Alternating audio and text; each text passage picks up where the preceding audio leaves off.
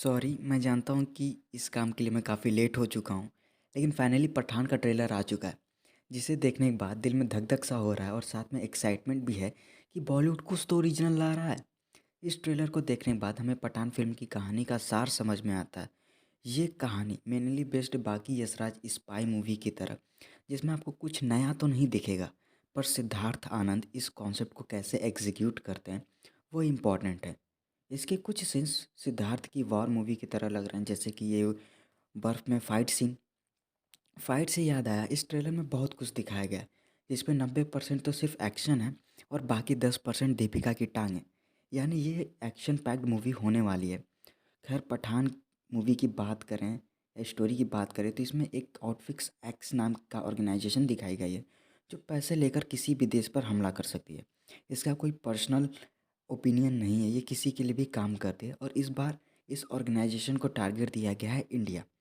लेकिन इस टारगेट को किसने दिया है, क्यों दिया है, ये अभी तक रिवील नहीं किया गया है। खैर, इस ऑर्गेनाइजेशन के कर्ता धर्ता हैं जॉन अब्राहम, जो कि इस पठान के दुश्मन भी हैं, यानी इंडिया के दुश्मन और इस मूवी के मेन विलेन भी। हमले के प्लानिंग के दौरान जॉन खुद वीडियो कॉल पर आते हैं और इंडियन ऑर्गेनाइजेशन को हमले की जानकारी या अल्टीमेटम देते हैं कि बचा सकते हो तो बचा लो अपने आप को। इस धमकी के बाद तुरंत पठान के वनवास को ख़त्म करने के लिए कहा जाता है। फिर से वही पुराना घिसा पिटा आइडिया, बिल्कुल टाइगर मूवी की तरह। लेकिन मैंने कहा ना, मिर्च मसाले तो वही हैं, अब वो आनंद कैसे इसे परोसते हैं वो निर्भर करता है। इसी के साथ कहानी को आगे बढ़ते हैं। पठान की खोज शुरू होती है और वो हमेशा की तरह देश की सेवा के लिए अवेलेबल है। यहीं पर SRK सर यानी पठान की एंट्री होती है, जो गुंडों के बीच घिरे हुए हैं। और ये फाइट सीन काफ़ी इम्प्रेसिव था। इस एक्शन को देखकर समझ में आ गया कि एक्शन पे बहुत मेहनत की गई है और ये वेल कोरियोग्राफ्ड है। इसके बाद रसिया के बीच फंसे गुंडे दिखते हैं, जिसमें हमें अनदर फाइट सीन दिखाई गई है, जो वाइब तो अच्छी देती है, पर काफ़ी इलॉजिकल और इर्रिलेवेंट सा लगता है। लेकिन हेलीकॉप्टर के पंखों से स्लाइड करते हुए एंट्री के लिए दिल और गुर्दा दोनों ले लो मेरा।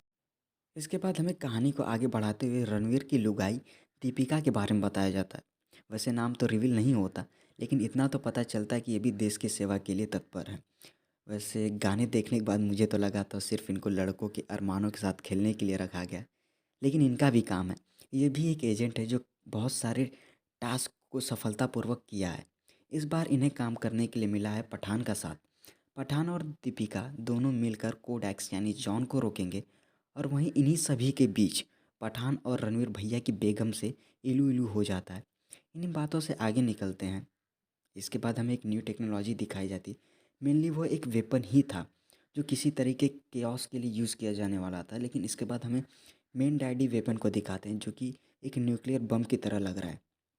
लेकिन पठान एक शिकारी है, वो इस बार खुद शिकार होने के कगार पर है। इन्हीं खेल के बीच हीरो और विलन दर्जनों बार आमने सामने आते हैं, जो काफ़ी कूल था और ये बताता है कि फाइट्स दबा के होने वाली हैं। इतना सब कुछ जानने के बाद भी एक ही उम्मीद रह गई है, इसकी स्टोरी कितनी फ्रेश है। वरना अगर वो घिसी पिटी होगी तो मुझे उम्मीद थोड़ी सी कम लग रही है। लेकिन तुमने सुना ज़रूर होगा, planning is a good for anything और everything, but how you execute it's most important. और यही फार्मूला इनके साथ भी बैठता है। वही इसके टोन की बात करें तो काफ़ी लाइट सा फील देता है। अगर थोड़ा डार्क होता तो कुछ अलग ही मज़ा देता।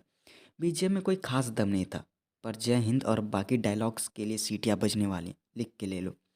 इसमें टेक्निकल फॉल्ट्स भी बहुत सी हैं, जैसे कि CGI काफ़ी फीका सा लगता है। एग्जाम्पल के तौर पर यह हेलीकॉप्टर वाला सीन कूल तो लगता है, पर फालतू सा लगता है। इसे देखने के बाद साफ लगता है CGI पे थोड़ा काम करना चाहिए था।